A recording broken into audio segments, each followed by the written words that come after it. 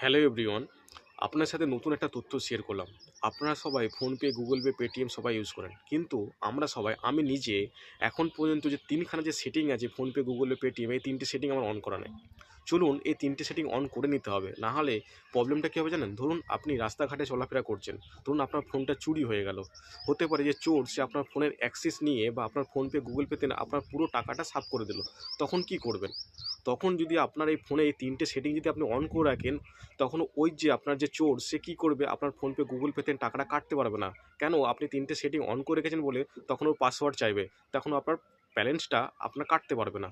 তাড়াহুড়ো না করে তাড়াতাড়ি আপনার কী করুন, এই ফোনপে তিনটে সেটিং অন করে ফেলুন। সবার প্রথমে আপনি সেটিংয়ে যাবেন। সেটিংয়ে যাওয়ার পর আপনি যাবেন